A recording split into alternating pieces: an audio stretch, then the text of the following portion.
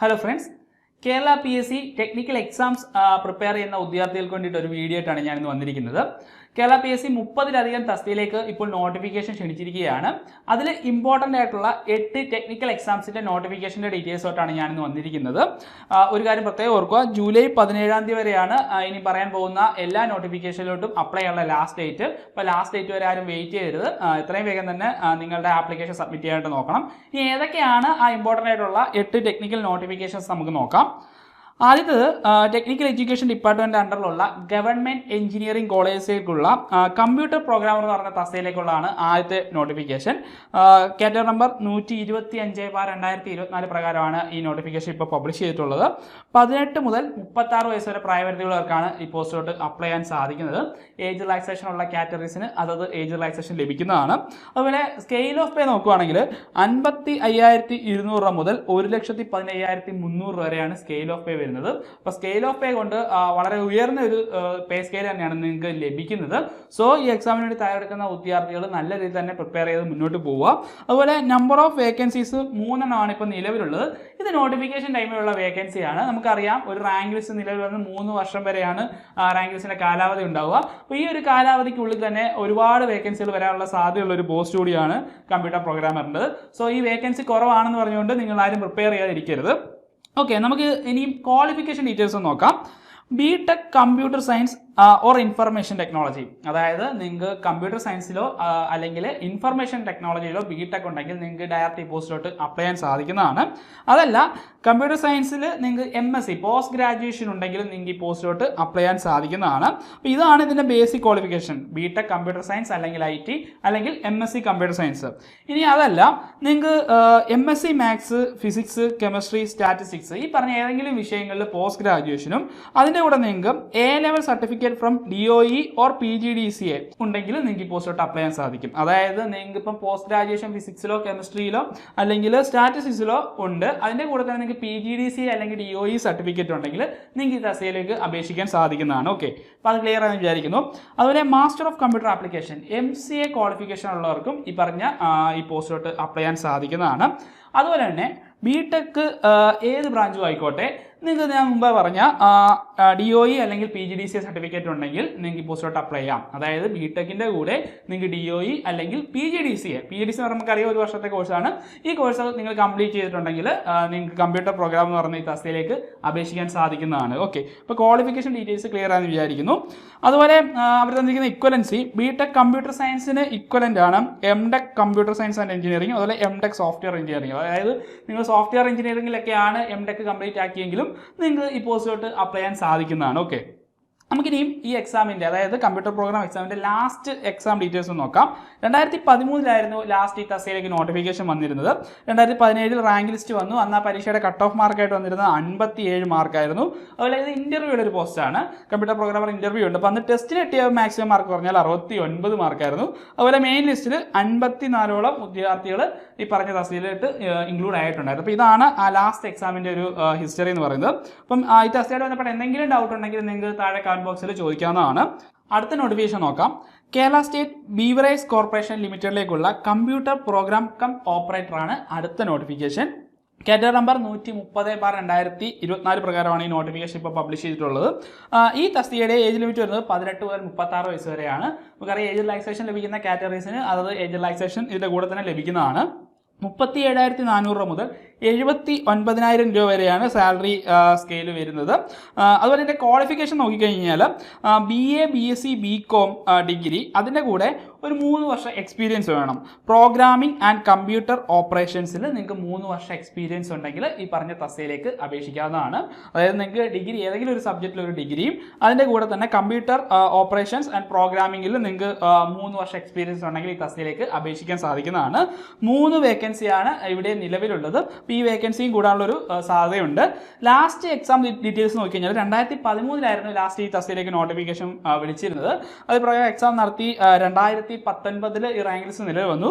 ഇത് നിങ്ങളൊരു കാര്യം പ്രത്യേകം നോക്കണം, 53 അഡ്വൈസ്, ടോട്ടൽ 53 അഡ്വൈസ് ഒരു പോസ്റ്റാണ് കമ്പ്യൂട്ടർ പ്രോഗ്രാം കം ഓപ്പറേറ്റർ ഉണ്ട്.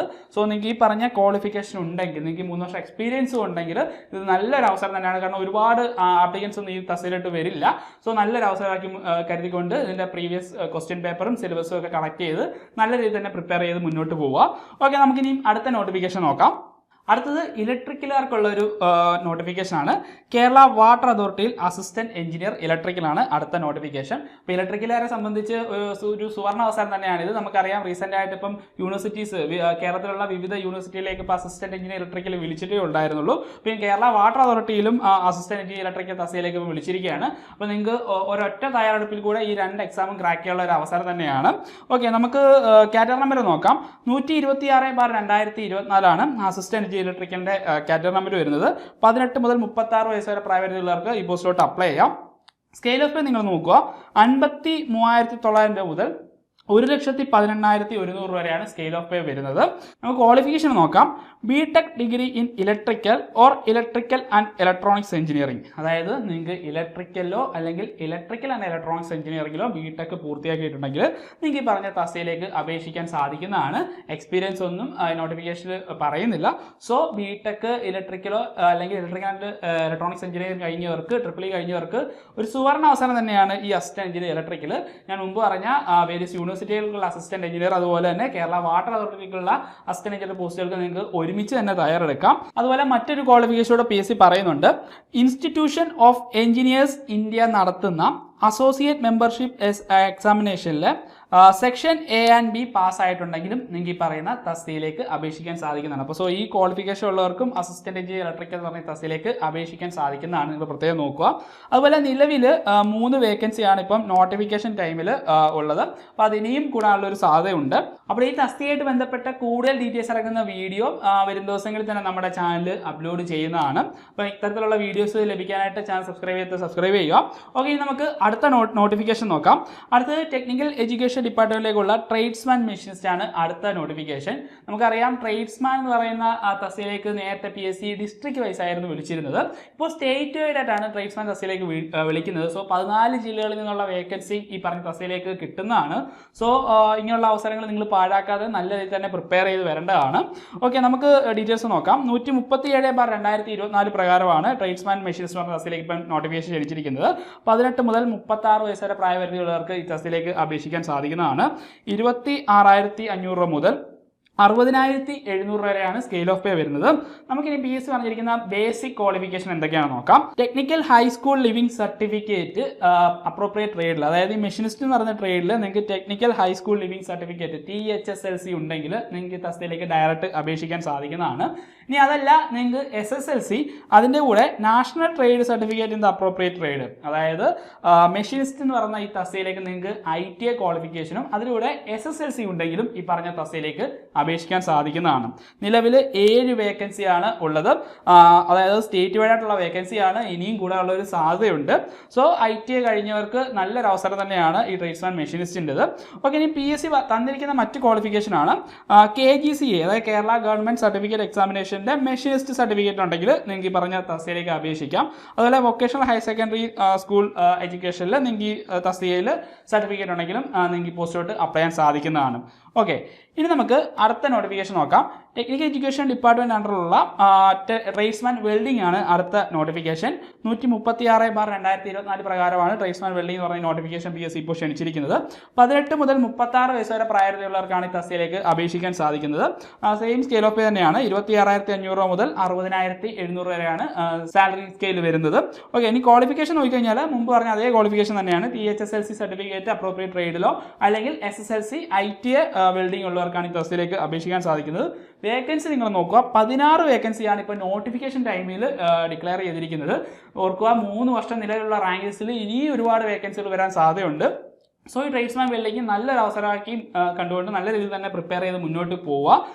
ഇനി നമുക്ക് PSC തന്നിരിക്കുന്ന മറ്റ് ക്വാളിഫിക്കേഷൻ നോക്കാം. ഓക്കെ, ഇത് നോട്ടിഫിക്കേഷനിൽ പറഞ്ഞിരിക്കുന്ന ക്വാളിഫിക്കേഷൻ ആണ്. അതിൻ്റെ കൂടെ BTech മെക്കാനിക്കൽ എഞ്ചിനീയറിംഗ് ഉള്ളവർക്ക് അപ്ലൈ ആവുന്ന ഇപ്പം നിങ്ങളുടെ നോട്ടിഫിക്കേഷനിൽ പറയുന്നുണ്ട്. സോ നിങ്ങൾക്ക് BTech മെക്കാനിക്കൽ എഞ്ചിനീയറിംഗ് ഉണ്ടെങ്കിലും നിങ്ങൾ ട്രേഡ്സ്മാൻ വെൽഡിംഗ് എന്ന് പറഞ്ഞ തസ്തിലേക്ക് ഇപ്പോൾ അപ്ലൈ നൗ കാണിക്കുക, നിങ്ങൾക്ക് അപ്ലൈ ചെയ്യാൻ സാധിക്കുന്നതാണ്.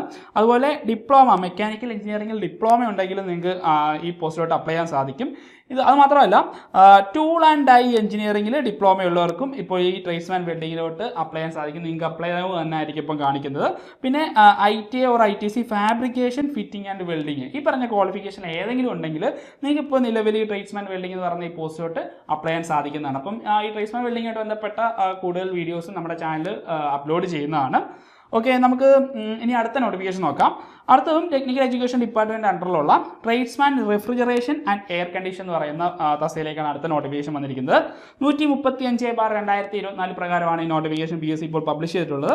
സെയിം ക്രൈറ്റീരിയ തന്നെയാണ് ഇവിടെയും പറയുന്നത്. 18 മുതൽ 36 വയസ്സ് വരെ പ്രായപരിധി. അതുപോലെ 26,500 മുതൽ 60,700 വരെയാണ് സ്കെയിൽ ഓഫ് പേ വരുന്നത്. Technical high school leaving certificate, appropriate trade, അതിൻ്റെ കൂടെ SSLC + IT ആണ് ബേസിക് ക്വാളിഫിക്കേഷൻ വരുന്നത്. നിലവിൽ 3 വേക്കൻസിയാണ്, അത് സ്റ്റേറ്റ് വൈഡ് വേക്കൻസിയാണ്, ഇനിയും കൂടാനുള്ള സാധ്യതയുണ്ട്. ഓക്കെ, ഇനി PSC തന്നിരിക്കുന്ന മറ്റ് ക്വാളിഫിക്കേഷൻ നമുക്ക് നോക്കാം. നിങ്ങൾക്ക് KGCA, അതായത് Kerala government certificate for examination refrigeration and air condition ഉണ്ടെങ്കിലും നിങ്ങൾക്ക് ഈ പോസ്റ്റിലോട്ട് അപ്ലൈ ചെയ്യാം. അതുപോലെ VHSC refrigeration and air condition ഉണ്ടെങ്കിലും നിങ്ങൾക്ക് ഈ പോസ്റ്റിലോട്ട് അപ്ലൈ ചെയ്യാം. അപ്പോൾ ഈ പറയുന്ന ക്വാളിഫിക്കേഷൻ നിങ്ങൾക്ക് ഉണ്ടെങ്കിൽ നിങ്ങൾ തീർച്ചയായും ഈ പോസ്റ്റിലോട്ട് അപ്ലൈ ചെയ്യുക.